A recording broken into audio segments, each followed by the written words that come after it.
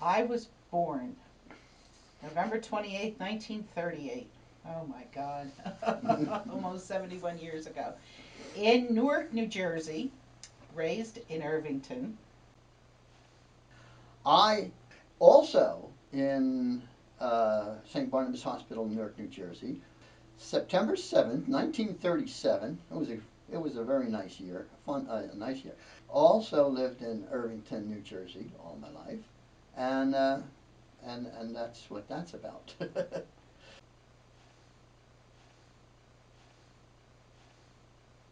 As a matter of fact, not only was it love at first sight, it was more than love at first sight. It was destiny. It was fate. It was. Why was that so? Well, let me tell you why that was so. Jan and I, born in the same hospital, lived in Irvington, New Jersey for 16, 17 years, never knew each other, never met each other, probably not lived more than about a mile away from each other. Went to the same grammar school, St. Leo's, never a year apart, never knew each other, never met. Went to the same high school, a year apart, never knew each other, never met, and then fate came along. Jan, down in Seaside Park with her parents for a 2-week vacation. Pelican Island was where she had the bungalow, or where they rented the bungalow, but Seaside was where you frequented the beach. I happened to be in Seaside with 4 friends, one of which parents had a bungalow in Seaside and invited these friends to come down and stay for the weekend. And that is where we met, about 70 miles away from where we lived all of our lives. And as I said before, somebody had to be saying, hey, you guys, you're not getting it together. I have to come in here and help. Get together. And we did. And that was it. That was the beginning. That was the beginning of our marriage, right there, right then and there. And it just took off from there. Oh, I remember it like it was yesterday. I even remember I had this orange blouse on, actually, that night, because we met during the day, and that night when all of us went back to the beach. And I had this sleeveless orange blouse on, and we had blankets on the beach, and we were necking right away. Unbelievable. Unbelievable. And the first movie we went to, I guess right after that we went to a movie, and it was I don't remember the name, but it was Jeanette MacDonald and Nelson Eddy, and they were opera singers, like, and it was I think he was a Canadian mounted police, very corny. But I remember our first movie, and then we came home from the shore and we continued to see each other, and that's another story with meeting Aunt Eleanor. When Andy's mother passed away, his father had already passed, and Eleanor was 19, and she was left to raise her brother, who was 13. And they're both sides of the family were willing to. Uh, the mother's side was willing to take Andy and raise him down at Fort Monmouth. More or less split us apart, and Right. Eleanor would have no part of that. Nope. She She quit college, and she got an apartment, and she was keeping them together. Anyway, before I met her, she had a appendicitis attack, wound up in the hospital, and I think it was our first date at home, and Andy was like, "Oh my gosh, you're sure? Because I have a date with Jan tonight." And poor Aunt Eleanor is having an emergency appendectomy. Anyway, when I first met her, she was in the hospital, and she wanted to move to Union and get out of Irvington. And Dad said, "Oh no, that can't happen because."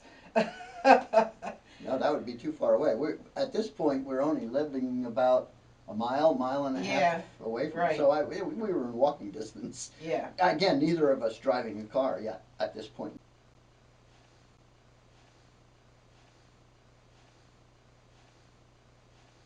before I met Mom, there was really no girlfriend per se, uh, romantic girlfriend per se. There were friends, and there were girls. There were friends that were girls, and there were friends that were boys. And I guess I would have to categorize them more as acquaintances than.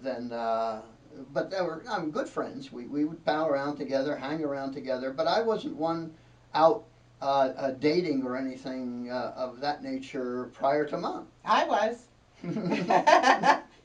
I had several boyfriends before Dad. I was a trollop. Not really. How did I'm And my parents didn't like them. I shouldn't say this on camera, but I won't. I should say it because, well, the one fellow, he was Italian. And back then, people were very prejudiced against other nationalities and stuff. And he would come around, and my father would say to me, "Yeah, why doesn't he pick on? Uh, now, why do they always pick on a white girl?" anyway, anyway, then Dad was it.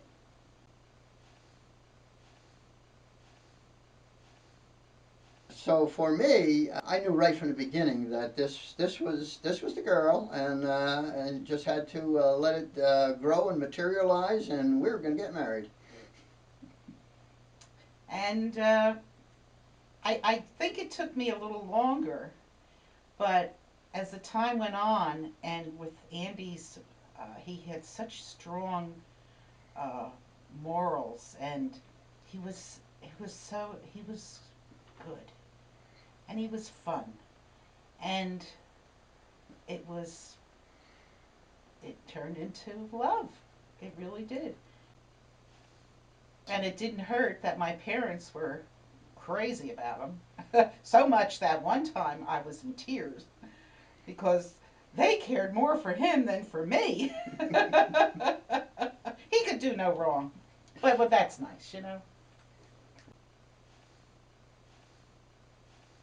Well, when my folks met Dad, it was down in Pelican Island. I can still remember Dad being there. He probably weighed about 120 pounds. Maybe if I was wet.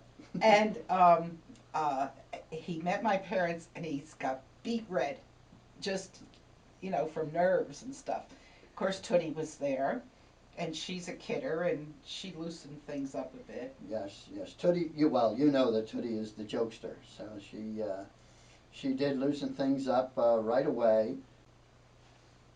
One of the things that Jan's father loved to do was to fish on Barnegat Bay, and of course I enjoyed that being invited to do that. And they had a rowboat there. They would have a rowboat at the bungalow With a motor. with a motor. That's correct. Mm-hmm. Yeah, well, I don't know if Johnson. it was a Johnson motor. I think the first motor though was 2 horsepower. This one was 5 horsepower when I got there. So anyway, there was a good relationship, I thought, right off the bat. And as I got to know Robert Lamb, I had a great deal of respect. He was a very practical individual. He was not afraid to tackle anything around the house, do repair work, construction work, anything around the house. And Let me just say one thing before I forget. When I was a little girl, in my mind, my father could do anything.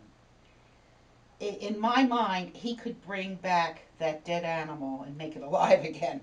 I mean, he was wonderful, and he could do anything. And he was very, very creative, inventive. I mean, he was not afraid to tackle any job, and helped us tremendously after we were married and got into our first apartment, preparing the apartment, sanding the floors, working with that. And this goes on and on throughout the entire period of time when we had our first house. One of the ones that I remember most vividly was Asbury Park, New Jersey, which was in one of its heydays at that point in time, and they had big stars performing in Asbury Park. K-Star was one of them. The names I don't even know. Teresa Brewer. Teresa Brewer. These are names that may or may not be recognized. But at any rate, that was one of the highlights of dating and going to Asbury Park and seeing these wonderful shows. That was a good one. There was a wonderful park in Irvington that was there for I don't know how many years, called Olympic Park. And it was a great place for all the kids to go. There was amusements. They had this great wooden roller coaster, and they had a huge Olympic-sized swimming pool. It was much larger than Olympic size. It was like a lake. It was huge. Of course, when I with a was sand young, beach. it seemed huge. And also, they had a great roller skating rink where the girls would wear their little skirts, their little short skirts, and they'd have the organ music and roller skating was a big time, and we would go frequently. yeah, very frequently. It was a good pastime. and I remember we would go for pizza to Musto's Pizza, and you'd get a whole big pizza pie for 75 cents. And you'd go to the movies for a quarter, and gas was what, 25 cents a 25, gallon? 27 cents, yeah. And my parents' house that they bought after we got married down in Bayville, they paid brand new $9,000 for it, plus the land.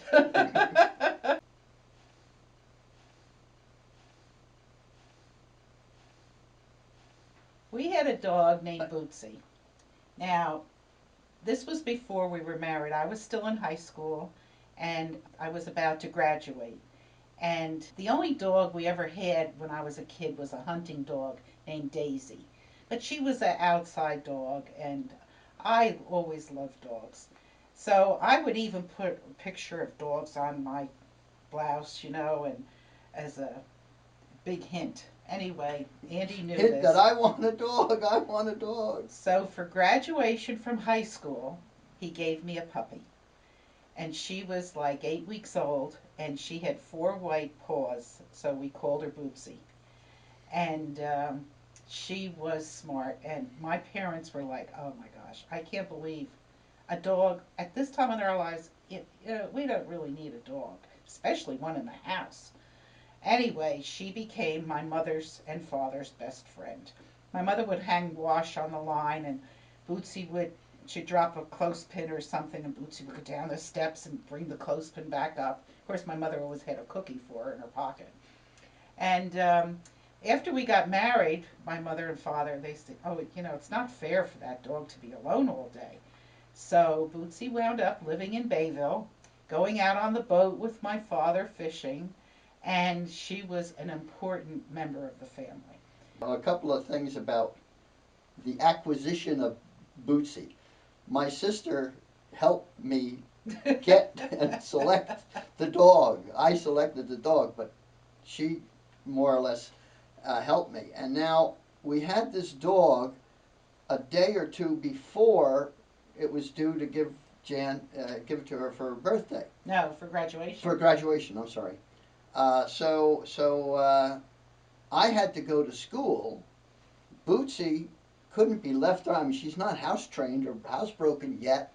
So Eleanor took Bootsy to work with her because she didn't have any place else to put her or keep her. And Eleanor worked at the Travel Bureau Yes. in Bluefield. And Bootsy went to the Travel Bureau. And Eleanor's boss was not thrilled about it because Bootsy didn't keep quiet. But it all worked out that Bootsy survived that day and was given the next day. The other thing that came to mind is the clothespin item, when Bootsy would go down and pick up a clothespin, and Jan's mother would give her a treat, and Jan's mother would look at the clothespin. Oh, that's a broken clothespin. You don't get a treat for that one. You've got to bring a whole clothespin up. So Bootsy only got treats for whole clothespins, not broken clothespins.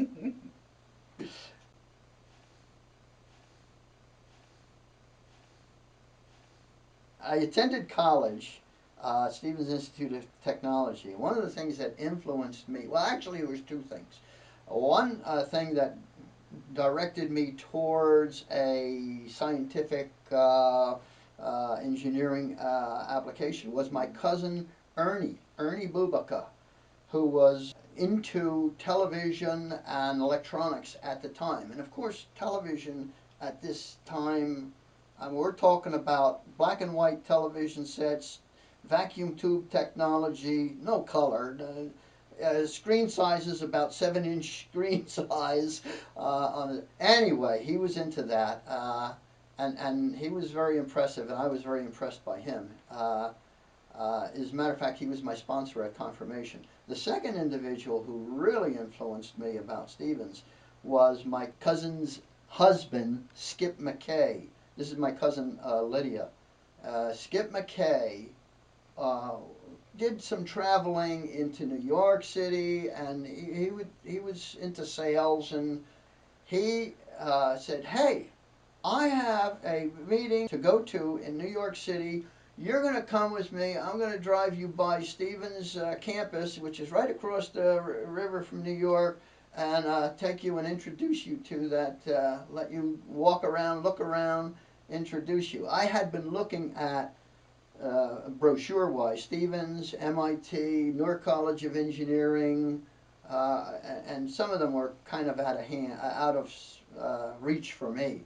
But Stevens was in reach, and I was impressed when I got there. And that's how I selected Stevens as my alma mater. And the first year of college was a little rough, Very rough. and Andy was kind of like, should I continue? And Skip was very influential in keeping him on track. And that's maybe another influence as to how we came to agree that, all right, we would not get married until after I graduated. Mm-hmm.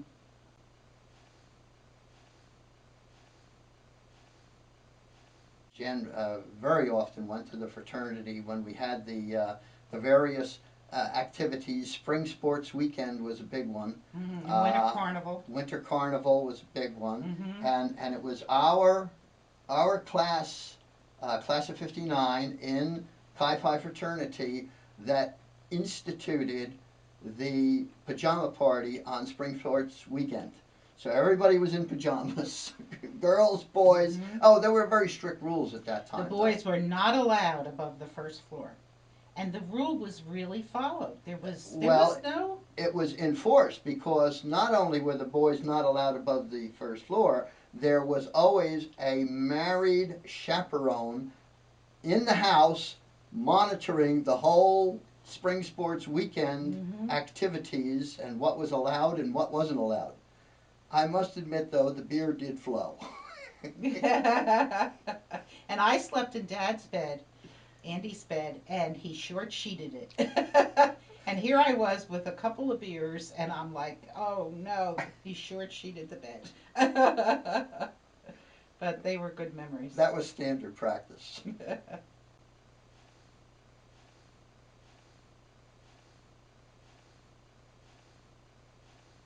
It was Thanksgiving 1958, and we were going to Tootie's for Tootie always had Thanksgiving. And my parents had gone ahead, and we were in the living room, and Dad, I don't know if he got down on his knee or not. I don't think I got on I my don't knee. remember, but he got out this diamond, and he proposed. And the diamond, unfortunately, it was stolen since. It was his mother's that was left to him for the girl he married. And that's the sad part of it being stolen is it was such. Well, yes, Memories. along those lines, the other thing that made it a little disappointing that why that how it got stolen. That diamond was my mother's, but we went to Frost Jewelers in Irvington, New Jersey, and had a setting designed, and they took a image of Jan's hand and drew it out, and they designed a setting for that diamond that would be used as the engagement ring, and it was a very special design, unique. There was not another one like it. Because they kind of fit together. The wedding ring eventually fit into the diamond ring, the engagement ring, and it was unique. So And that hurt when that was lost. As a matter of fact, I even went to try to see if Frost Jewelers was still around. I don't think they are. mm.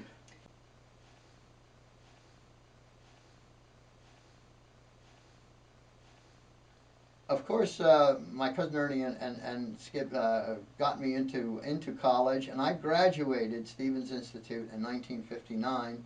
At that time, the degree was Bachelor of Engineering. You didn't really specialize in a branch. It was engineering, all of it. And that was the key and trigger to allow us to get married, because I had made that promise that we would not get married before I graduated from college.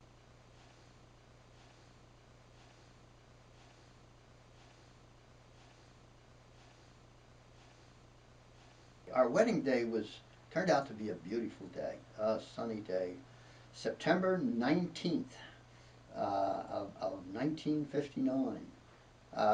We were married at the same school church that we went to grammar school, St. Leo's, in Irvington, New Jersey, by a priest who we both knew and respected as and liked as one of the nicest priests in that parish, Father Price.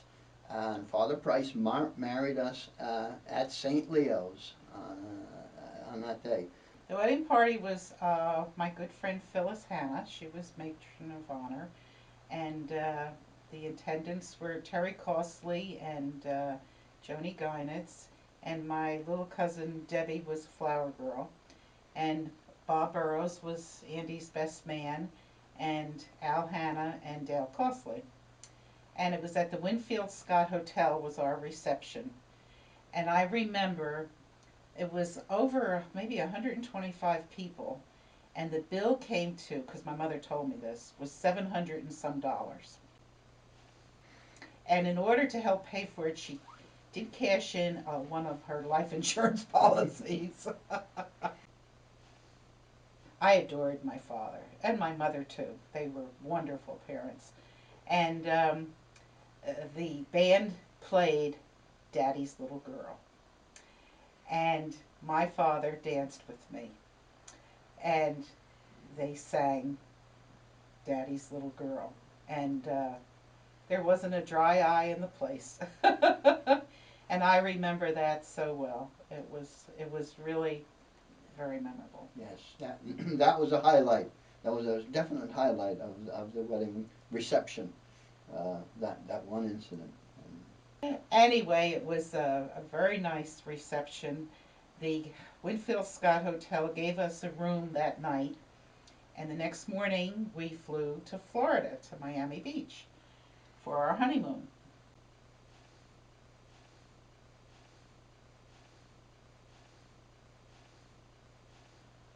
We were at the Castaways, which was relatively new. It was in Miami Beach, and it was typical 1950s. Oh, it was brand new. The Yeah, Castaways. yeah, They had an old section and a new section. yeah. We were in the new section. Right, right.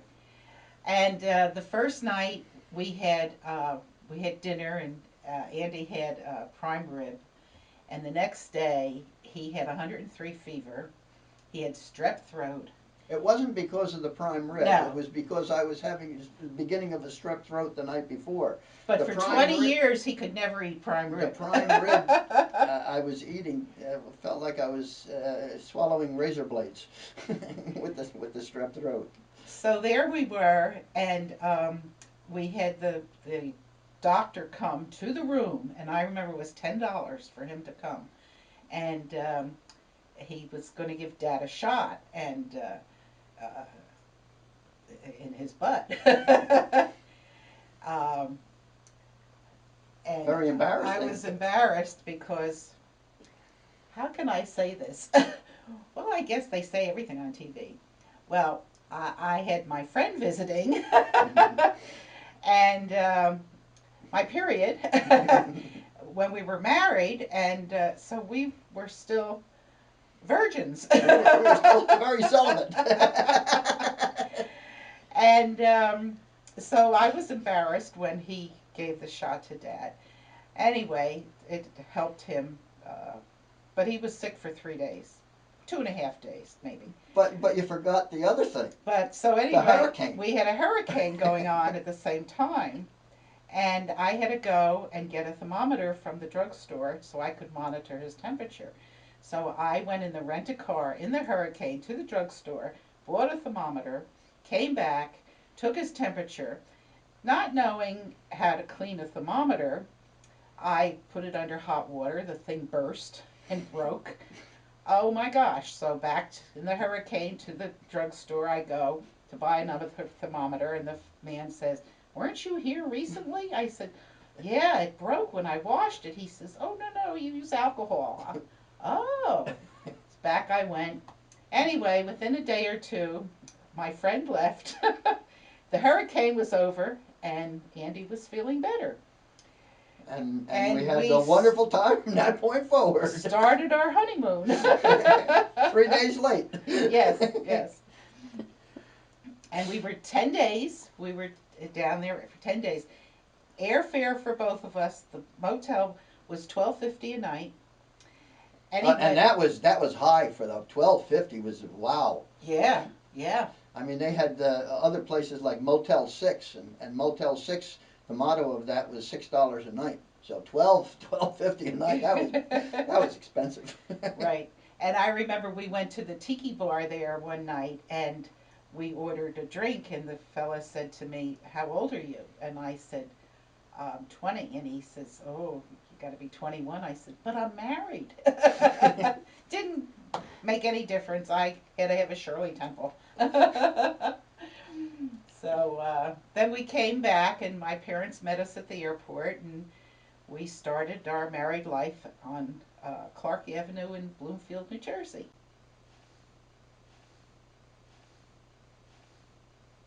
Now we had a wonderful, wonderful honeymoon in Florida, and we're going to our apartment. And at that time, it was on Clark Avenue in Bloomfield, New Jersey. We had looked for an apartment before we were married, and we found this 3.5 room apartment in Bloomfield.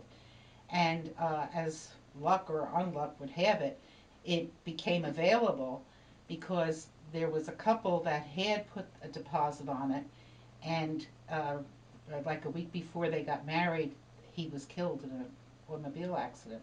So became available, and our landlord, the Mr. and Mrs. Tenor, Italian people who treated us like their kids. They were just wonderful. Um, and the place was really not in good shape, and my father Oh yes, this sanded the was key. floors and made it beautiful. He came in. Of course, I worked with him, but he was the instigator, the leader, getting out the floor scrapers. Oh, we got to scrape these floors. Oh, we got to paint these walls. Oh, we got to take this old wallpaper off the kitchen walls.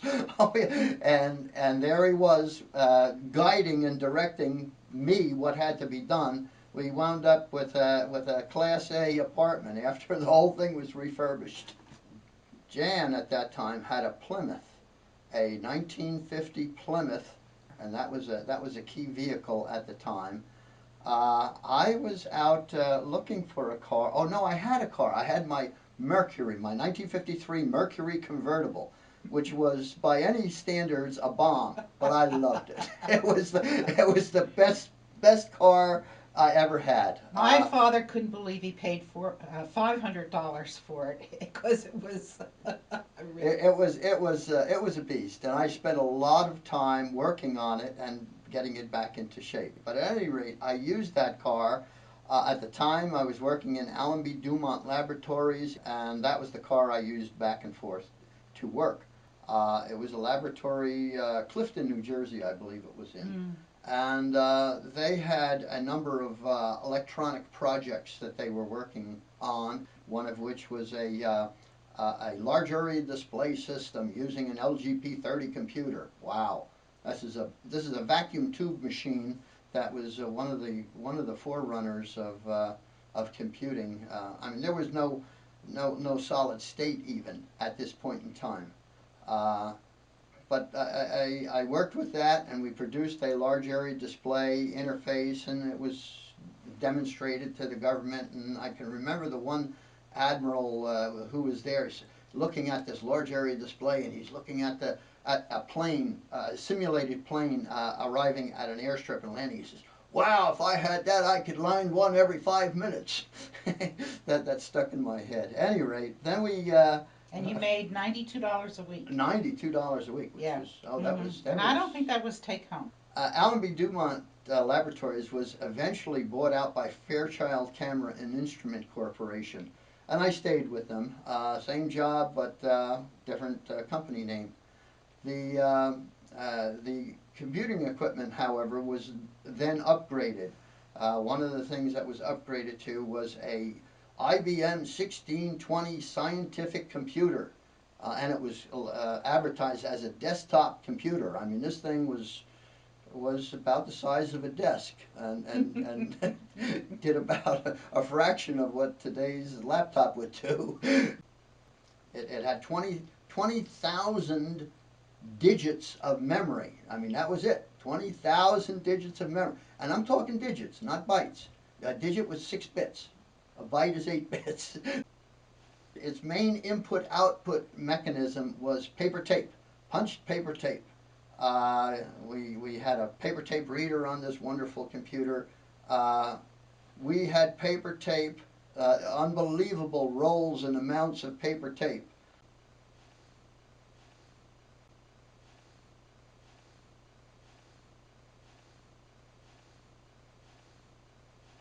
We wanted kids right away because we wanted 4 kids before we were 30. So, anyway, we're married like 6, 7 months and nothing's happening. And it was April, I believe, and somebody knocked on the door, rang the doorbell. We were on the second floor, and I went to go down the carpeted steps, and I slipped and I fell down the whole flight of stairs. And to this day, I have no idea who was there because by the time I got up, they were gone. Anyway, I got pregnant the next month. It took a fall down the stairs to do it. Could have been a tipped uterus, I was told. Anyway. And that was Karen. That was Karen. That was Karen. Yes. Karen was born in January of 61.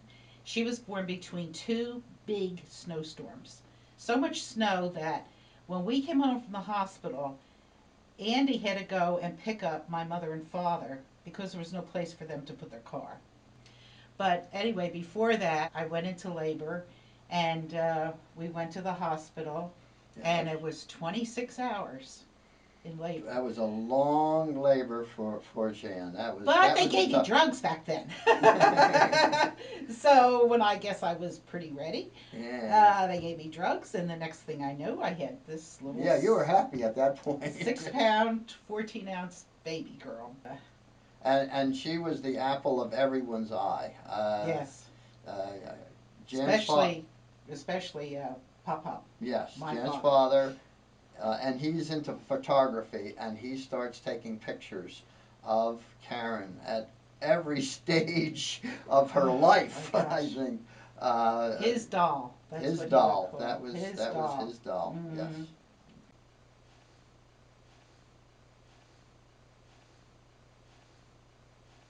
It's around this point in time, or maybe shortly thereafter, where Jan's parents relocated from Melrose Avenue in Mm-hmm. Irvington, New Jersey, down to Bayville, which is right off of Barnegat Bay, Near Tom's River. near Times River, right?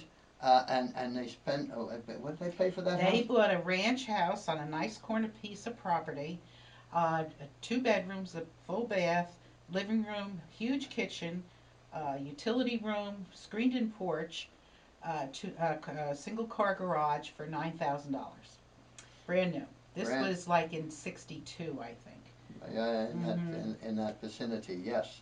And of course, being down in Bayville now, we made many trips to Bayville with Karen, and later on with the other children. But to start off, We would go down on the weekend, especially during the summertime. I mean, it was unacceptable to not go down at least once a month and sometimes twice a month.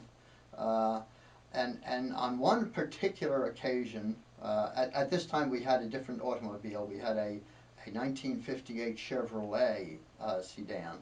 And on the particular occasion we were there, a very, very severe windstorm came up in Bayville.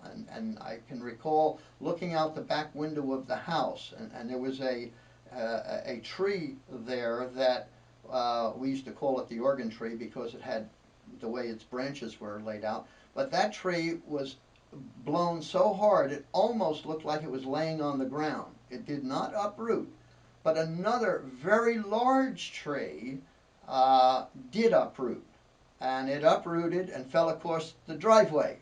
And it just so happened my car was parked in the driveway when it fell across the driveway and landed right square dead center on the top of the roof.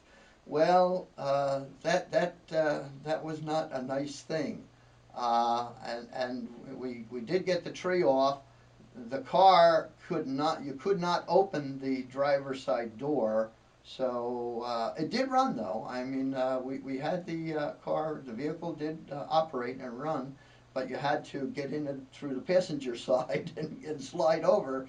And when I'm driving home, I had to keep my head down because the roof was so crushed in. But we did get it home, and we did get it repaired. And then came the time when Karen needed a little brother or sister. And so I got pregnant with Michael. Not knowing if he, back then you didn't know those things. You know, it was all a surprise. You had to wait until the child was born. Anyway, he was the easiest of the three. Three good pains, boom, and there he was. And it was a little boy. And he was the first boy on my side of the family in 81 years. Because my great grandmother had 10 boys and no girls. And And your sister had two girls. three girls. Three girls. Yes, my Your mother mother had had two girls. Yes. So anyway, he was born. Bring him home from the hospital, and my mother stayed with us. And he screamed that whole first night. I mean, he just wouldn't shut up. And I'm like, oh, because Karen was a good baby. After that first night, he was perfect. He slept through the night, and he was perfect. There were no problems.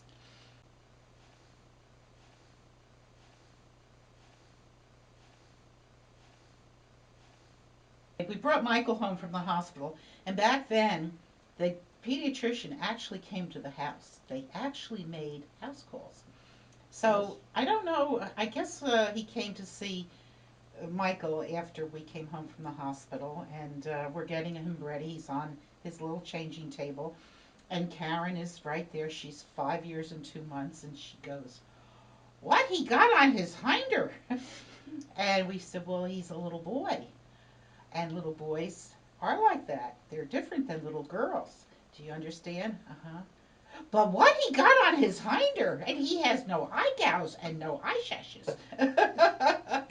Karen was mesmerized by this She by never this missed little a trick. little boy, She, little baby boy. yeah, she never missed a trick.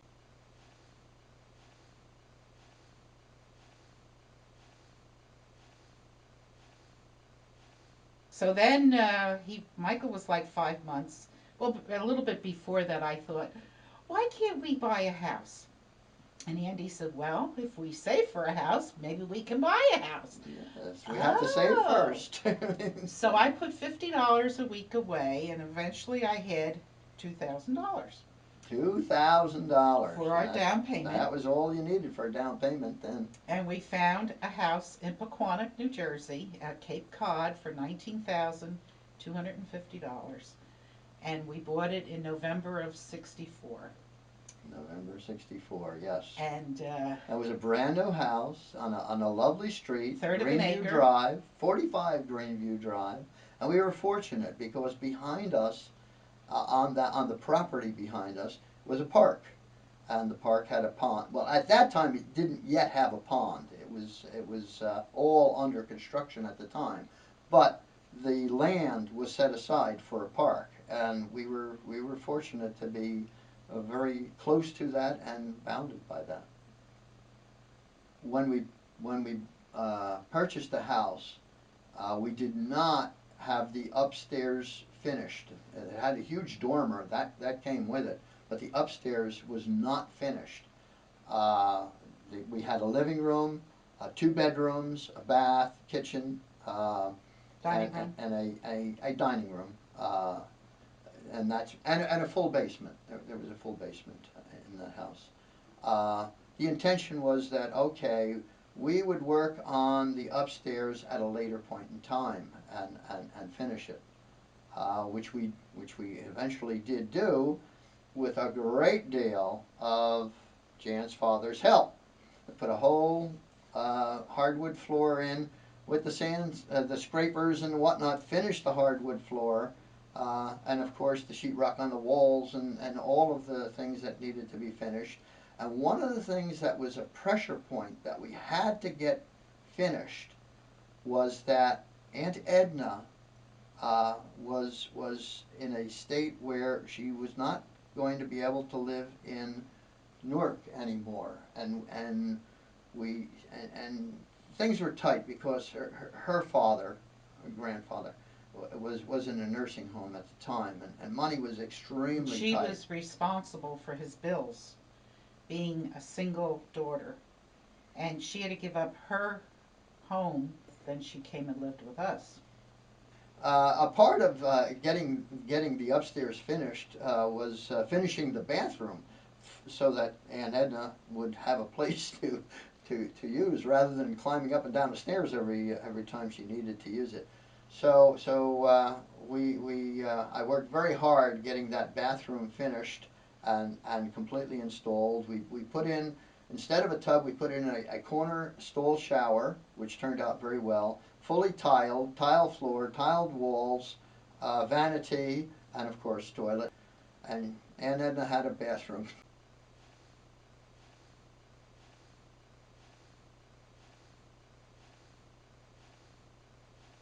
We really wanted four children, 2.5 years apart before we were 30, and going on schedule nicely. And after Michael, about 2.5 years, I became pregnant. And unfortunately, I lost the baby. I was not that far, maybe 3, 4 months along. And then the next year, when Michael was 3.5, I did have our second son, who was Kenny Lump Lump. Actually, Kenny. And he was born in 67, and he was born at Chilton Memorial Hospital in Pompton Plains. Uh, I just recently found out it's the same hospital that Derek Jeter was born in. So that was quite interesting. That was quite interesting. Yes. But of course, we know nothing about him at that time. No, that was after.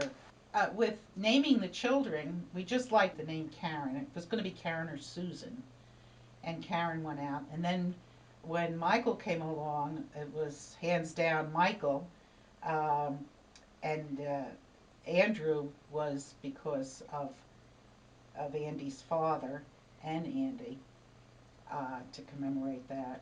We I believe did give some consideration to naming Michael, giving him a first name of Andrew.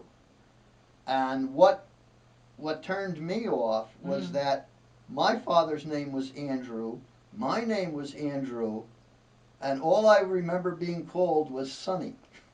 And I said, no, we're not going to do that to our child. Yeah. He's going to have his own name. He's going to be Michael. But we will give him a second name. We'll let him have the Andrew as the second name, and that's how that came about. And with Kenny, we liked the name Kenneth, and Robert was after my father because he was Robert Michael. And so anyway, I felt I had a little angel that didn't make it, so that was my four children. So we stopped after Kenny.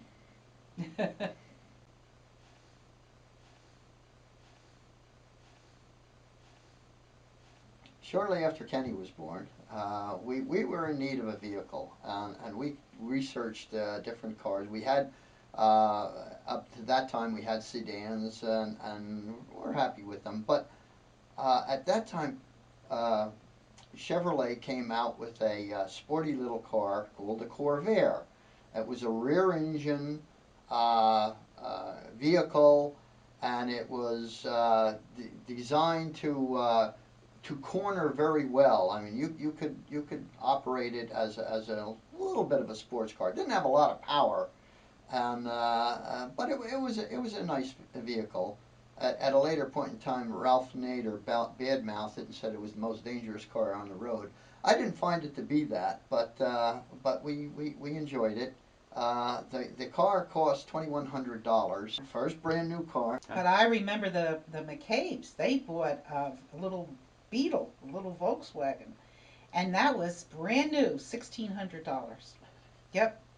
So things were different back Well, then. we had to make up for that, though. I mean, we had to grow our own vegetables, didn't we? Yeah, we had a huge vegetable garden in the back of the property that actually was on the the person that owned this property. He let us use it, and our neighbors, the three neighbors, went in on a tiller to till the soil, and we rented this thing, and all three families used it, and to get the soil ready for planting.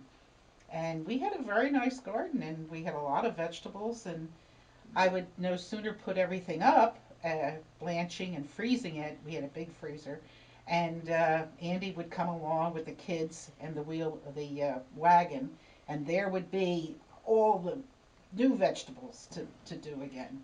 And every Monday night, Eggplant. Karen, and I remember her saying, "Oh no, Monday night, eggplant parmesan," because I had made all these eggplant. We had eggplant. I made my own tomato sauce from the tomatoes, and anyway, that's what we did back then.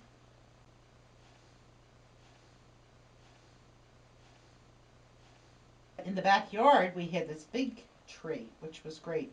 And Andy had a nice big heavy rope, and he hung the rope, and it was the kids would just swing on it. They'd put the loop of the rope around them, and all of them enjoyed it a lot.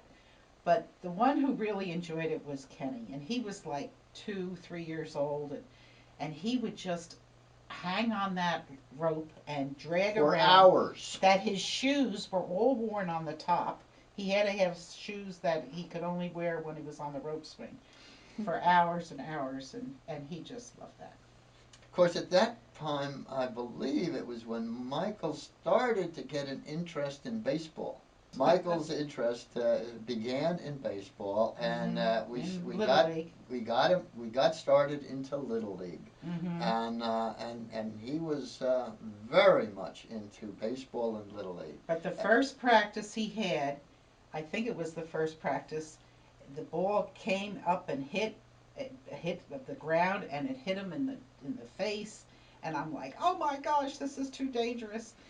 And then 2 summers in a row, he broke his thumb, and we were going to the attaché down in Wildwood on vacation, and he had a cast on his hand, and he had a plastic bag, and he was in the water. He had to hold his hand up, but he broke his thumb twice playing baseball. But at least on one occasion, playing third base at the time, when the runner ran into him, and the ball was thrown to him, and the runner actually caused the thumb to break, but he was out.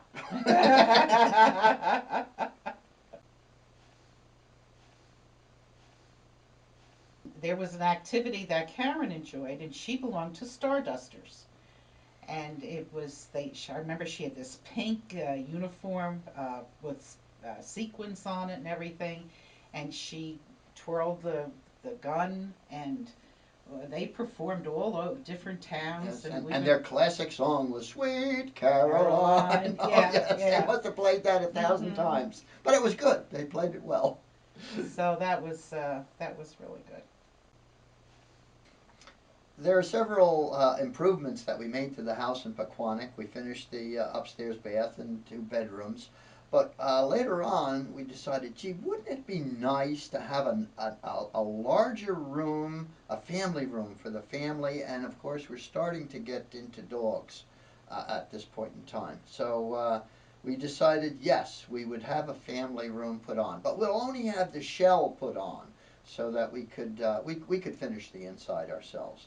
So we contracted out, and we had a contractor come in, and for $7,200 he put on a roughly a 15 by 16 foot family room with fireplace, with bay window, with sliding doors, Shingles on the roof. shingles on the whole bit, and he built that as a shell. As he finished, we were approaching Christmas, and our intention was, okay, in the existing dining room we had, we would break through the windows there, which would open up into the new family room.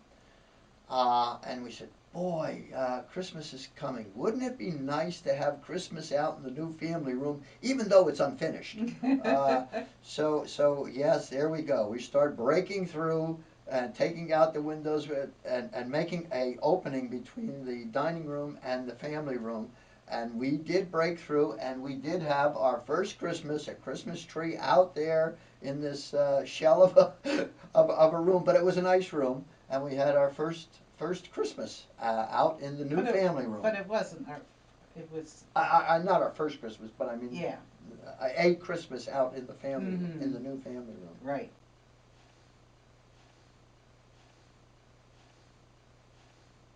One of the other improvements that we made in Pequannock, and it was really for the kids, for the children in the summertime. We had wonderful summers.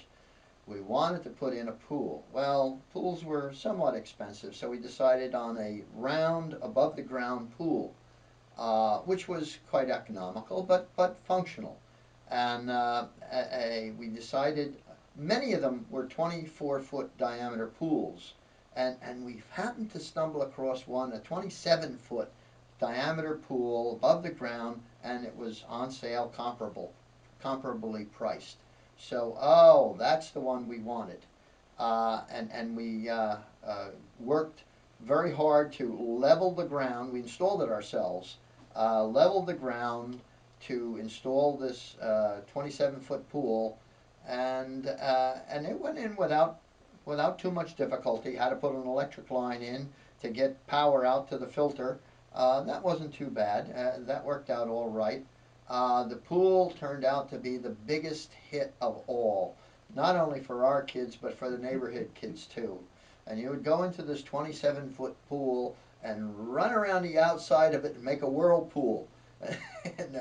and keep this whirlpool going, and then just sit there and ride around in circles in this 27-foot pool. Various water games were played in there, basketball and such like, but it turned out to be a good investment, a good pool.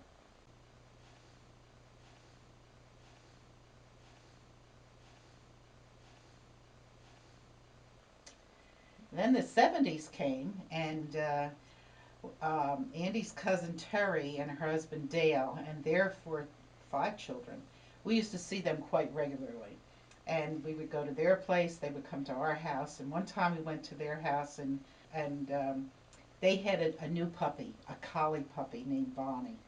And when we first saw her, she was still a little puppy. And I just fell in love. I fell in love because I had wanted a dog. There's the dogs again.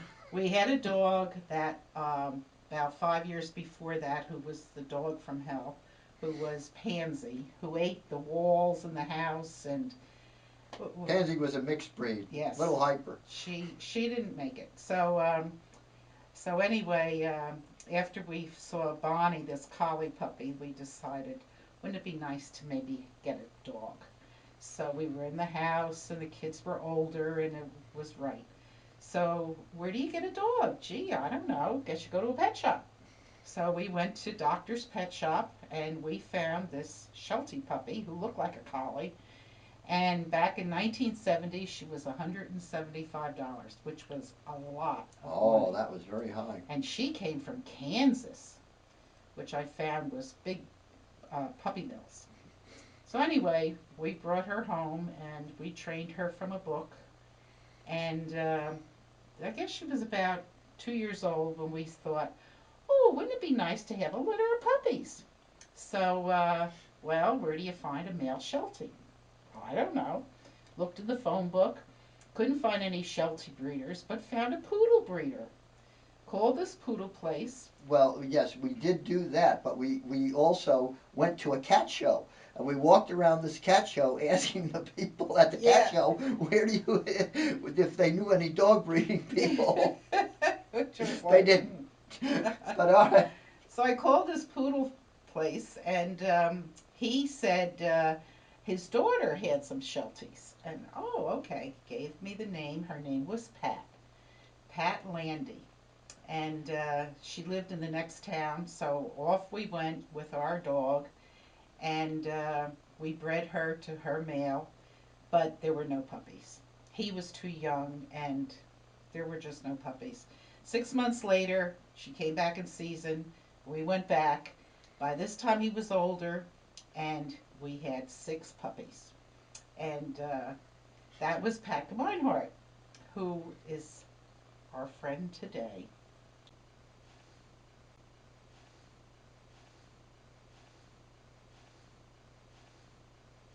Penny had a litter of 6 puppies, and back then we knew nothing about litters and puppies and how to care for them. And we fed her her normal food, and she nursed 6 puppies. And along about 4 days, she became very sick. And we took her to the vet, and she had what was called eclampsia, which was milk fever. Apparently, she was losing calcium from her body, and um, so we had to take the puppies away from her and get her better, and I had to feed them by hand. Well, we tried bottle feeding 6 puppies, and by the time we got done, it was time to start all over again. So this wasn't working. So my mother came from Bayville, and she came up to stay with us to help out, and the vet showed me how to tube feed. So I learned how to tube feed puppies by sticking a tube down their throat and plunging the milk into their tummies. And we had to do this every so many hours. And anyway, everybody lived, and the mother, she was fine, and she lived. And And one of the puppies. one of the puppies was a tricolor, and Karen fell in love with this puppy. Her name was Mishka. And we said, no, we can't keep her. We can't keep her. And I had sold the other puppies, and we didn't tell And her. I had a friend who wanted desperately to buy a tricolor puppy, and I had to tell him after after a while that well that one isn't available anymore. So we put her in a box with holes in it and gave it to her gave Karen this puppy for Christmas. So that was her Christmas present. And what we got for the litter was enough money to buy carpeting for the family room. So, which is what we did.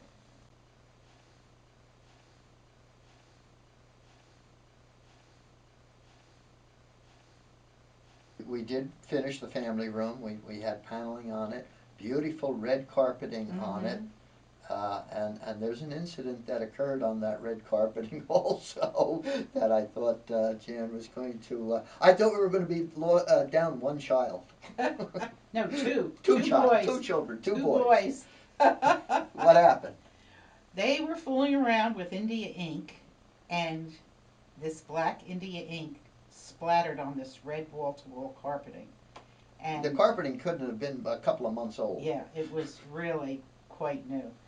And anyway, they had to pay for this out of their savings, and the people were able, the group people were able to come with cookie cutters and cut out the spots, and then fill in the holes with remnants.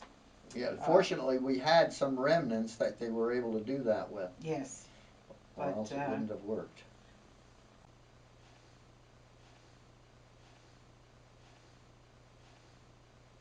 Well, the bad chair came into effect because we weren't really into hitting.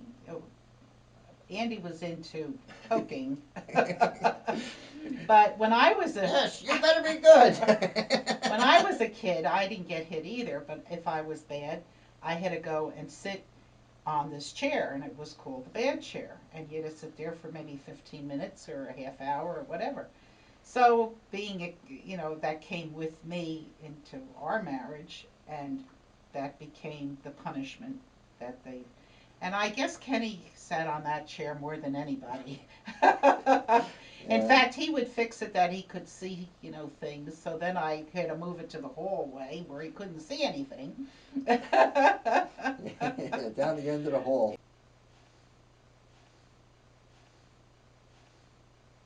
Well, I had bowled in a day league with some women, and one time, only once, I got a 200. I bowled a 202, and I was pregnant with Kenny at the time, and that was the best game I ever had. But Andy and I belonged to a bowling league Yes. through work, and we would bowl once a week, and And Dad was the better bowler. and the name of the group was the Rumpled Split Pins. Yes. And they kept on calling us the Rumps.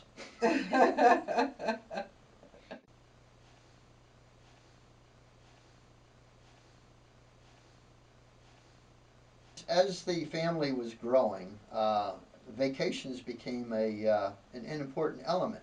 And I believe one of the major influences about family vacations was from Aunt Edna. Aunt Edna swore on everyone should have a vacation and participate in a vacation. We did do so, and we got involved with a couple of vacations, one of which was with Aunt Edna down in Florida.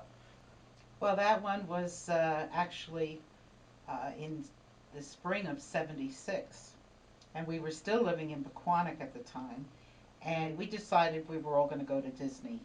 But we would take the auto train down and drive back. So Tootie went with us, and we went on the auto train, and it was wonderful. There was activities for the kids, and the next morning we're all sitting at the breakfast car having breakfast, and all of a sudden there's a slight jar in the train, and The train all of a sudden makes a sudden stop. Well, we look out the window, and I see a car in the woods next to the train. Remarkably short time later, we see a police car coming up. Wow, that was rapid response from the police. And now we found out the reason why the police were there so quickly was that the police were chasing the car. The car was trying to get away, tried to beat the train, and lost. But we spent about a half hour, 45 minutes there for them to check out to make sure the train was still safe to proceed, and off we went again. and we stayed at a place down in Florida, in Orlando, called the Jamaica Inn, because it was a little pricey to stay at Disney. So we were on the outskirts, which was fine. They had a pool and everything. Yeah, one Go thing I ahead. really liked was the Pirates of the Caribbean, which is what they did the movie after, which was That, wonderful. that was one of the highlight rides at that time. Another Yeah. one that is no longer was 20,000 Leagues Under the Sea, where you actually went into a submarine on Disneyland and simulated the ride of 20,000 Leagues Under the Hmm. Sea. That ride is no longer there, uh, to my knowledge. We waited, I think, an hour in line to go on Space Mountain, which was an indoor roller coaster. And we're in line about a half hour, and there's a sign: if you have a heart condition or whatever, well, that left Tootie out. So anyway, we get in there, and I'm behind Michael, and it's in the dark, and it was terrifying. It was absolutely terrifying. And I had my head. I never saw a thing. Had my head in his back, and my nails were in his flesh. It was, Screaming yes, screaming. It was really the whole scary. ride. It was scary. Didn't really know that it was a dark indoor roller coaster ride when we went in. Yeah. We thought it was something, but Mother didn't realize what it was. Right. Yikes.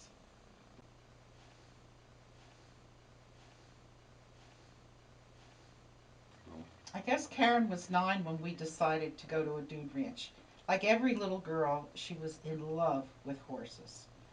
And so we found a place in New York State, and it was, oh, I The can't, Cats, anyway, it was Catskill Dude Ranch? No, something like that. something like that. And it was, we went for 5 days, all 5 of us, 3 big meals a day, horseback riding, your room, they had a pool, and it was 300 and some dollars for 5 people for 5 days, all meals included.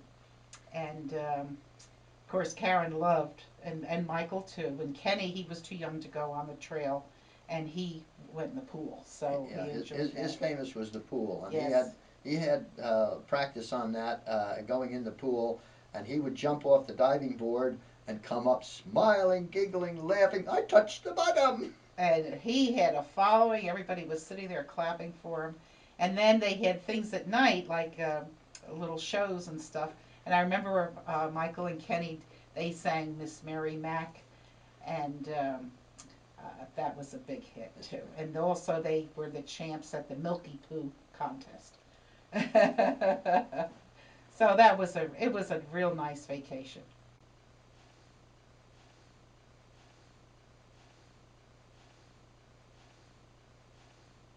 We were talking about various vacations, and I was mentioning that Tootie was the instigator. Well, she was really another instigator in our trip to Wildwood.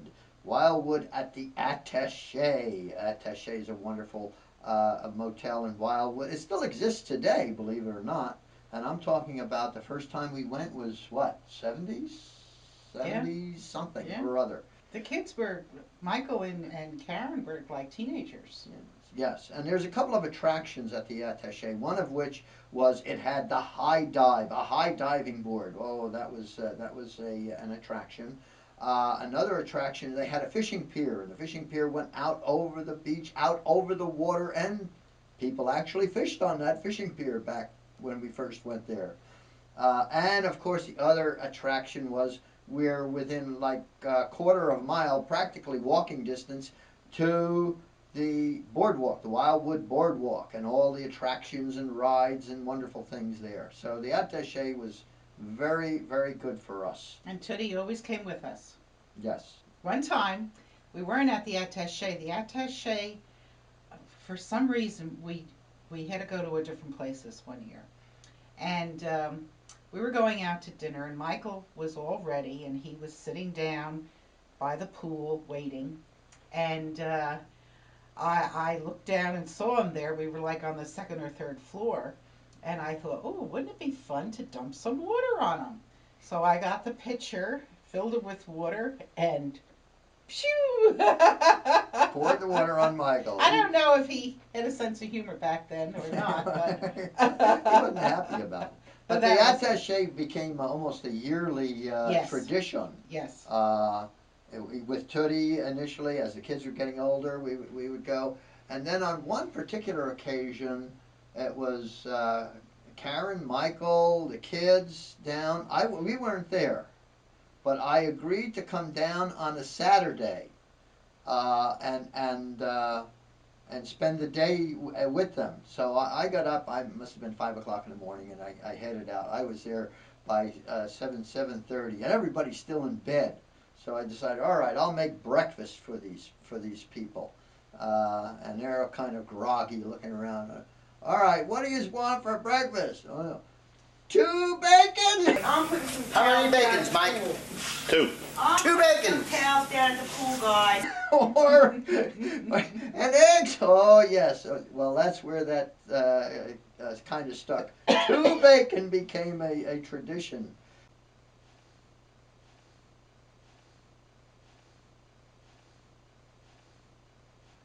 So I was working for Univac at the time, Spur Univac it was called, and um, that project in Hanover, New Jersey finished.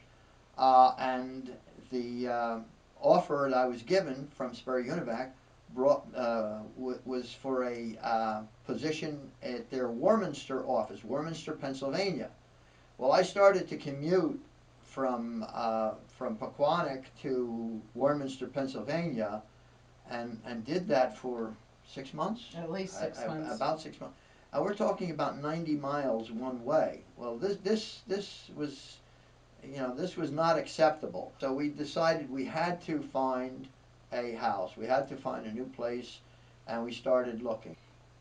Well, we had looked at a lot of places, and they were either the land was great, the house wasn't, or vice versa. And we had 3 dogs at the time, hoping to get into more showing. So the land was important. And the realtor showed me this Cape Cod, and walking down the driveway, and I'm like, I feel like I'm coming home. I just felt like home. And I found that the Cape Cod is, we had a Cape Cod, this was a Cape Cod, and the land, it was an acre of property with a brook in the back. And back then, Bill Cosby, he had some kind of a show, and The Bill Cosby Show. no, I don't think it was No? that. Maybe it was a commercial for Jello pudding, and he always, it's pudding. And anyway, I was with Michael, and when we found the house, and I remember going into Doylestown, and they had a phone booth, and I went in the phone booth because there were no cell phones at the time, and I called Andy, and I said, because the realtor was there, I think, and I said it's pudding, which we knew that was That was the signal that she that really was, liked this house. yeah, yeah, and it was 73,000. So that was in '76.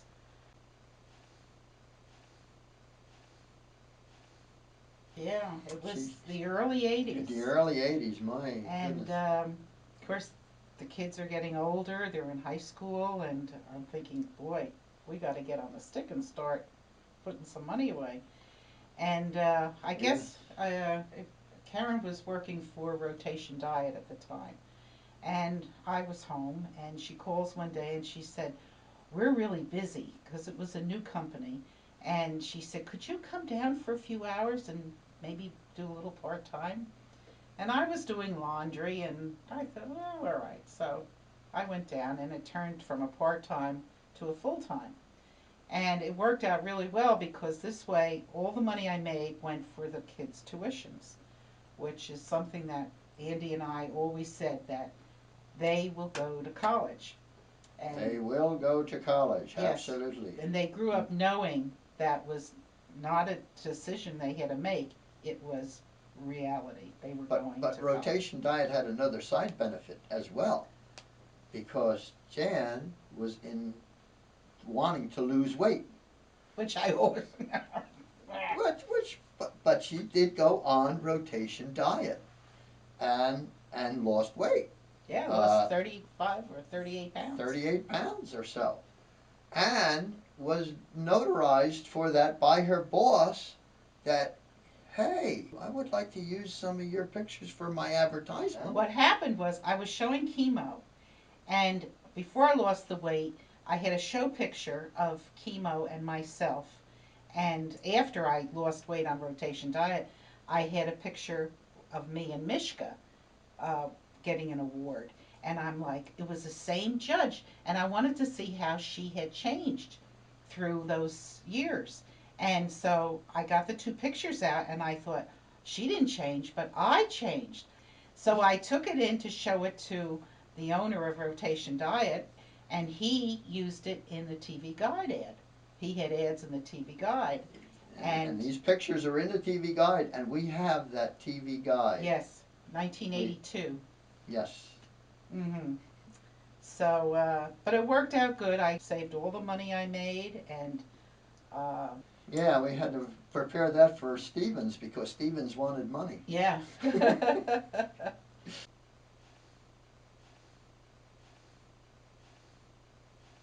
Stevens is the school that the boys, of their own choosing and volition, Michael first, decided to go to college. He was going to go to Stevens. I believe he looked at a couple of the others, but Stevens was the choice. And Michael started his college career in 1981, and 4-year college degree, mechanical engineering they were offering at the time, and he joined a fraternity. And this was his own choosing. He interviewed with a variety of fraternities at Stevens, and he chose Chi Phi, and Chi Phi was my fraternity. So Michael, my son, is now my brother. And then in Stevens, Michael, 1982, Michael met the love of his life, our wonderful daughter-in-law Maureen, who was also a Stevens graduate. And he brought her home one weekend. It was Labor Day weekend, and we picked her up at the bus station. And I remember how quiet she was. Anyway, she Very came. polite. Yes, she came home for the weekend and stayed with us, and she is our daughter. Now, as Michael is going to college, our lovely Aunt Edna comes back into the picture again. She was a big part of our lives. She's a huge part of our lives. Now she's recognizing that, hey, we've got a problem. We've got Easter here, but Michael comes home on a Friday for Easter. He's home on Saturday, but he's got to be back at school at Stevens Sunday so he can get to class on Monday morning, first thing. Oh, this is not good. So Tootie decides, I have a solution. We will celebrate our Easter on Saturday.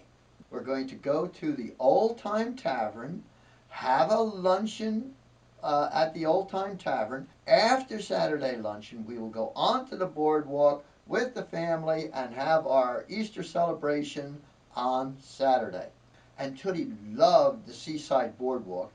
She started that. It worked. We're doing it yet today. The only change is that the Old Time Tavern isn't there anymore, but we found an alternate. And we are continuing that tradition since she started it back in 1982 is when it started.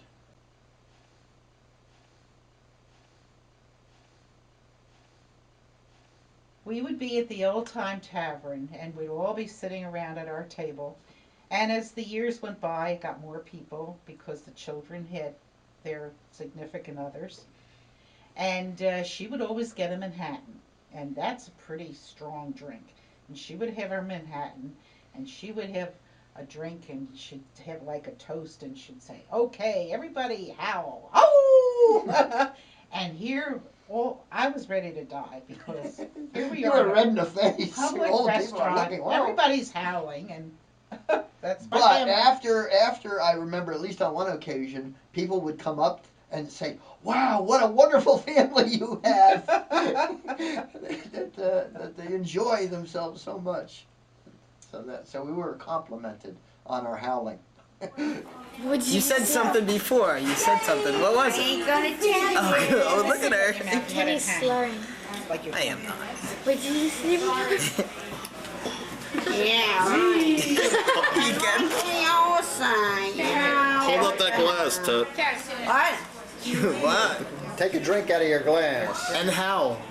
What the hell? You know. How? Ow! Louder! Louder! That's it. No more. Until later.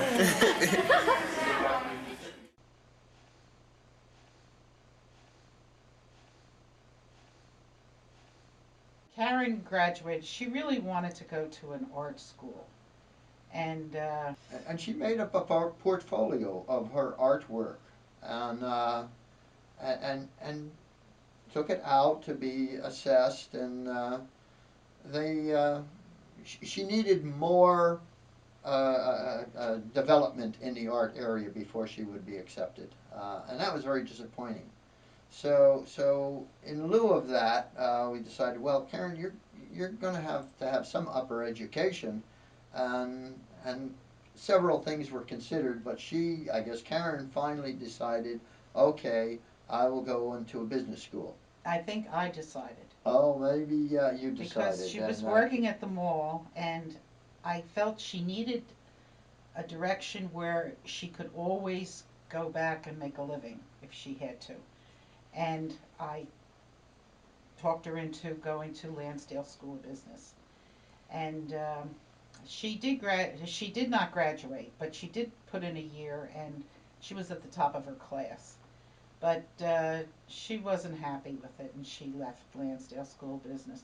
Ironically, like 25 years later, she winds up back at Lansdale School of Business under her own. She completes her degree and graduates second top in her class, and it was just very ironic.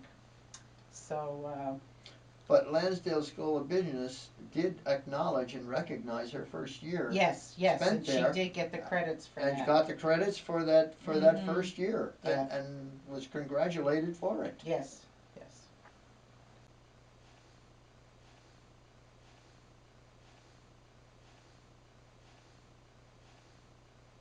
It came time for Kenneth to go to Stevens, and he chose Stevens also, and he was a computer engineer.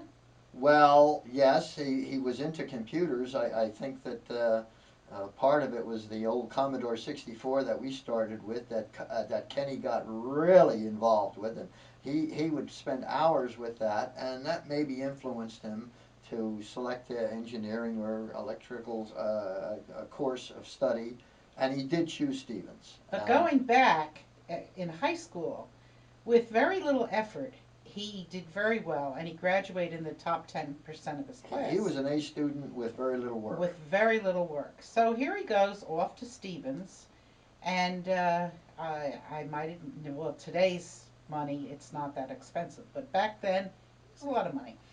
And he kind of had trouble because he didn't know how to study. He didn't have to study before, but right. now he's in college. He has to study. So I think we squeaked by the first 2 years or something, and then along about the third year, he comes home and he makes an announcement. I think I'm going to take 5 years to finish. Uh, well, I think Andy, there was a hole in the ceiling where he went through, and I think our neighbors heard. You're what? You are going to do it in 4 years, like your brother. And me. But I do believe he did flunk a year. He may have flunked a year. Anyway, he did finish and he did graduate, and he got his degree. He got his degree, yes. But and he's got a nice job, and he's a happy boy. I guess it was in 1973 that our friends Pat and Don said that our dogs could go into obedience in dog shows and get a title. So Dad started Penny off, and Penny was yard trained, book trained, no classes. We didn't know of classes at that point in time. But she was very good. She was very responsive. She was a good girl. Anyway, these friends, Don and Pat, told us about dog shows, got us involved, and our first activity in dogs was obedience trial. We weren't into champion showing yet, and Penny did wonderful, and she achieved her titles. This is where you took over. Dad got the first 2 legs. You need 3 legs for a title. And I thought, oh, this looks neat. I could do this. So I took her and showed her for her 3rd leg, which gave her her companion dog title. And it was so exciting because we got a 2nd place, and we got a red rosette and a silver bowl. And but then I thought I'll train her for the next level. And poor Dad then had nobody to train. So Pat one day comes down and she brings a blue Merrill puppy, and that was Misty. And I promised I would never interfere. That was Dad's dog, and he could train her, which he did. Which, yeah. He took her all the way through utility, which was the advanced title, and I showed then Penny's daughter Mishka, which was Karen's dog, and we were competing together, which was kind of fun. And through this sequence, I mean, you had to go to a lot of shows. To get a title on one of the dogs, it took 3 qualifying shows that you had to achieve. And then that was only for the first title. Now there's 3 titles, okay, so you got at least 9. Well, the dog didn't qualify every time, so you had to go to more than just 9 shows to even hope to get a title. And of course there's more than one dog, so now anyway it's going like there's a show every weekend. And sometimes Right. And we 2, even went, Saturday and Sunday. we went to Canada and showed them in Canada, which was fun too. So But and out of the 3 children, 2 children showed their own dogs. Karen showed Mishka, and Kenny showed Cricket. So Michael loved Penny, and that was his dog, but he wasn't into showing. So it was fun, and we did that from 1973 to 2000. And during that process, though, obedience, obedience, obedience. Gee, breed is looking a little bit interesting.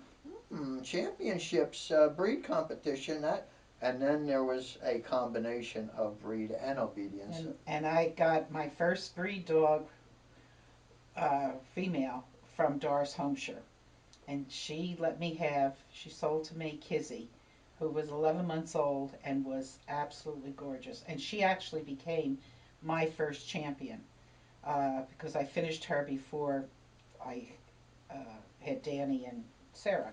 And she was a doll. She was a cutie.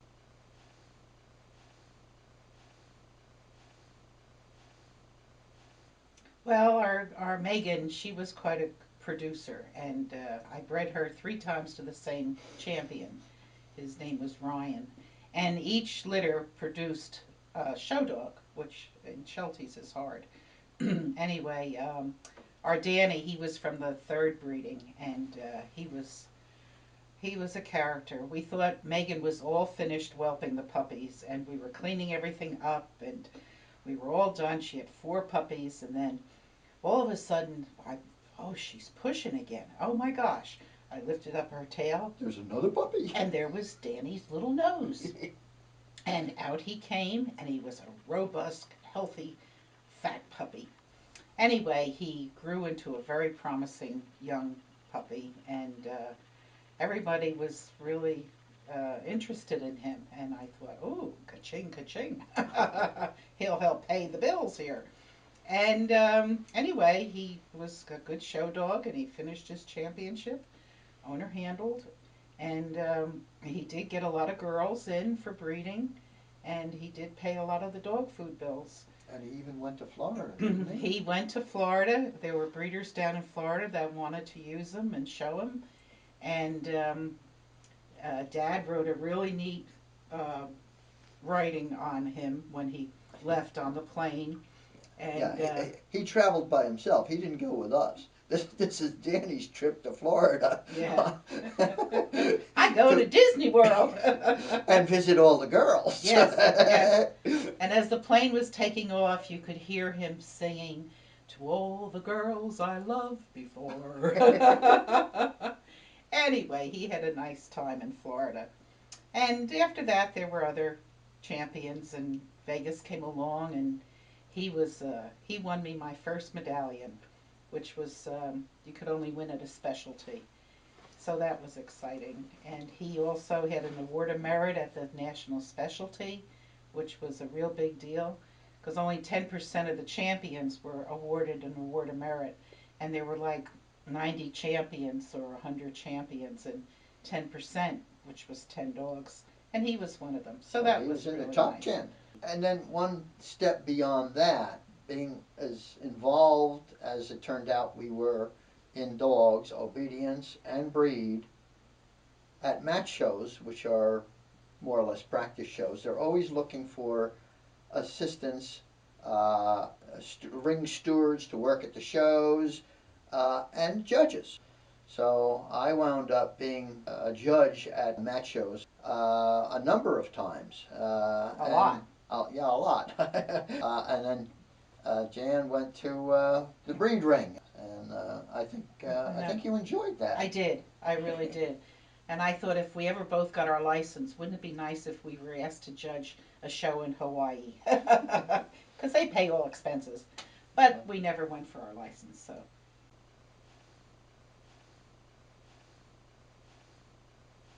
During the course of this dog activity, there were a lot of people that we met and are still friends with. Of course, Packa Meinhardt was the beginning, so to speak. Doris Homscher and Cindy Hasrick. Uh, I still talk to Penny Mitchie, Helen Anaya, even Helen Kelso, who got 2 Shelties from us, and she now has another Sheltie that she shows in agility. Um, And Dick Mitchie. and Dick Mitchie, yes, who has one of our dogs. Yes. So it's been really nice. It's been very nice. And many of these people were at our 50th wedding anniversary party that was given by the kids. That was so wonderful. And then in 2000, Dad retired, and we figured it's time to get out of dogs. And as we speak, we have 1 dog left, and that's Carson. So that's it on the dogs.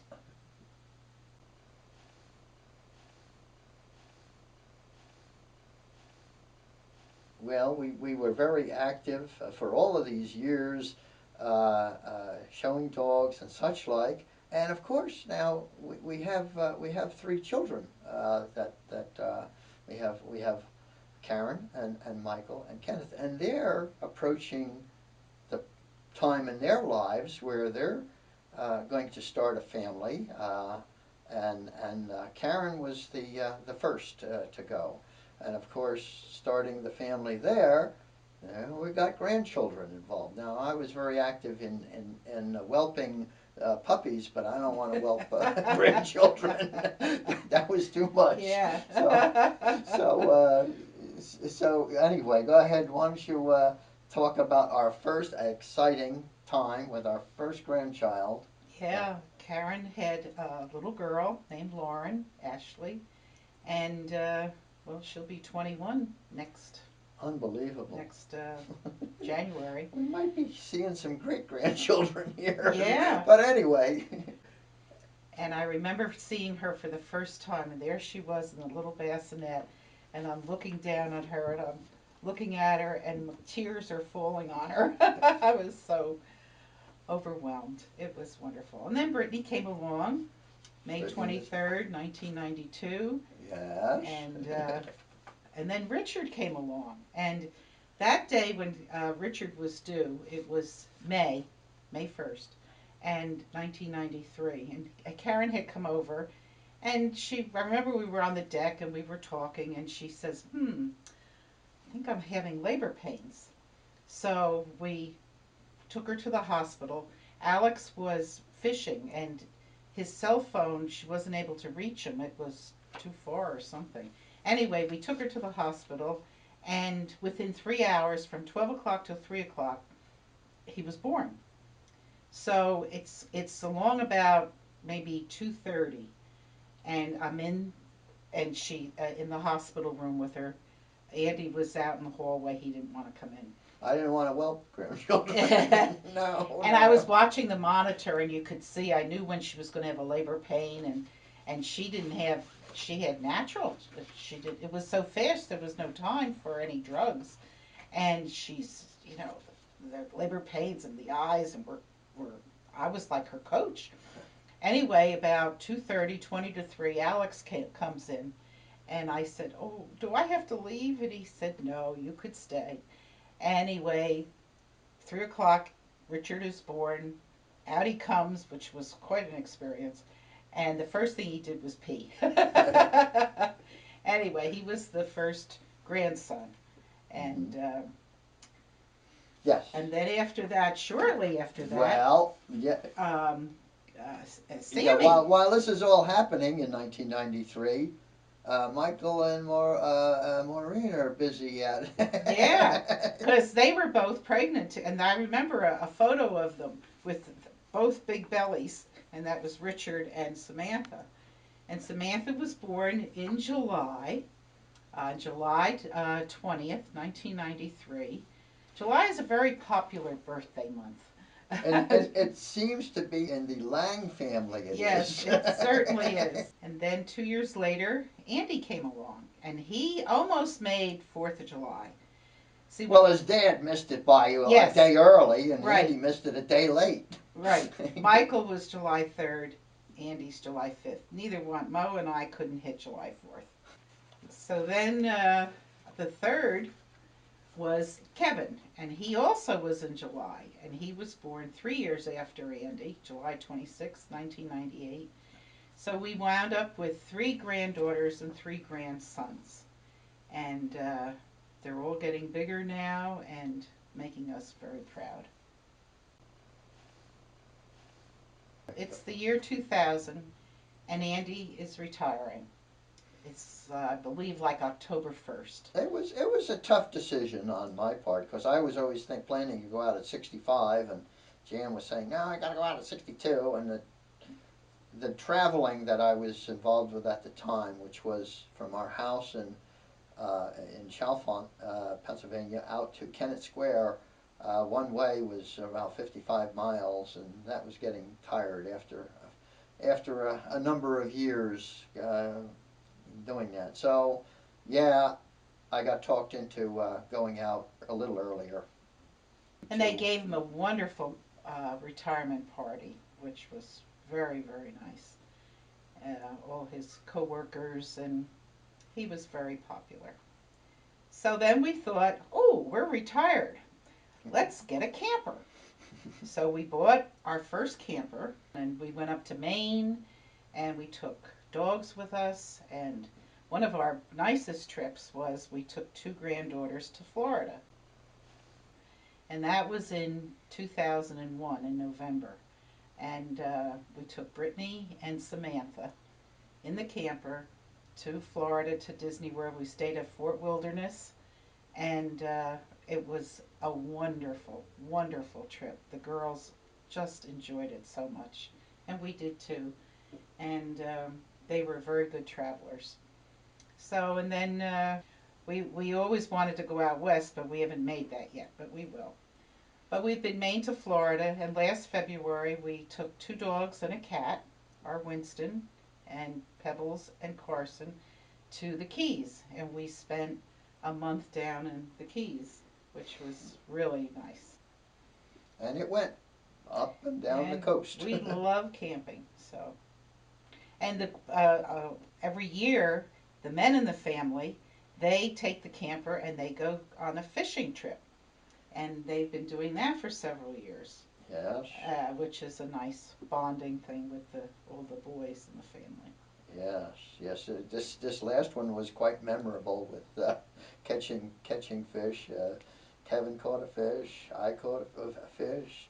Michael caught a fish, and Andy we couldn't catch the fish. Finally, the last day, Kevin and I decided we're going to close up this camper and send Mike and Andy out to the stream one more time. You got to catch a fish. And they should have been back to the campsite by about 11 o'clock, 11:30. Well, oh Andy, this is the last cast, and out goes the cast, and Andy, I got one. But Andy caught the fish. He got a fish. Hooray! Yeah. But retirement's really great, and we enjoy camping, and we enjoy just having lunch with friends and family. And now the big thing to look forward to is our trip to Europe. And Ken and Cindy surprised us with a trip, a 7-day Mediterranean cruise. And then they said they were going with us, that was even better. That was great. And then we got at the our Fif- party, our at the- 50th anniversary party, and I was given these certificates and this thing to read. And Ken and Cindy we're going to take Mo and Mike and Karen. So the seven of us are going on a cruise to Europe, which is exciting. Very exciting. Yikes. Thank you, Ken and Cindy. Yes, indeed.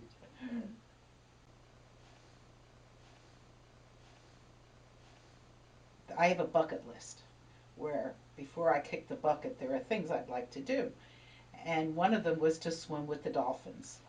So when we went to Florida and down to the Keys, near Marathon, they had a dolphin area. Yeah, I know.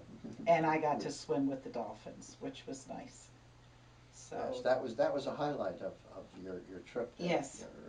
Your, it was swimming a with the huge dolphins. highlight. I just loved it. That was good. So the other thing on our bucket list is we have to get to the Grand Canyon. We have to do that. And I'm hoping maybe next year, before we get too old. And that would be a wonderful trip. That would be a good trip. Yeah. Yes. Yeah.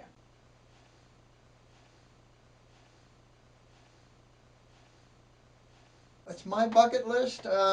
Whatever I want. That's basically you know, my bucket list. That You don't have is- to record this, but if I don't say, all right, let's go to on a camping trip or let's do this, we'd sit home every day. You know? Well, my bucket list is your bucket.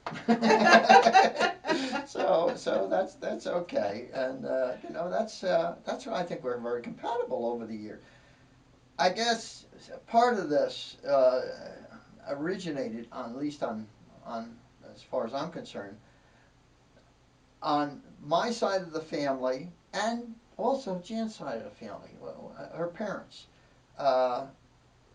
My sister is a classic very family oriented person. My sister Eleanor and her brother, my brother-in-law Bob, they have 4 girls. Turned out to be wonderful family, very close together. All the holidays they spend together. So family oriented. And I admired that. Greatly. Jan's parents, family-oriented, wanting to do things together, holidays, throughout the year. Again, very impressive to me.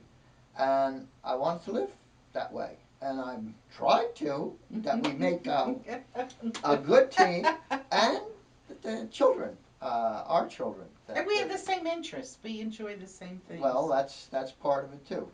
To try to, and there's give and take too. I mean, you have to accept an interest and then go with it and work with it, and be a part of it. And I think that's important to just be happy and live and enjoy life and enjoy the family. I'm family oriented. I think is great, and I'm so disappointed that in this day and age, it's not the theme, the strongest theme that it used to be. It has been in the past, and I would like to see it grow again throughout not only the local area, the U.S., the world. Let's get back to family values and orientations. So that's what I have to say about that. So. You have any summary? No, you covered it all. I don't know if I covered it all, but that's the way We're we just are. lucky. We really are. Very We fortunate. found each other young in life, and a lot of it is compatibility, love, trust. We're best friends. He's my best friend. Yeah, it's my best friend. Yes. Let me tell you about my best friend. Okay. Okay, that's it. That's our life.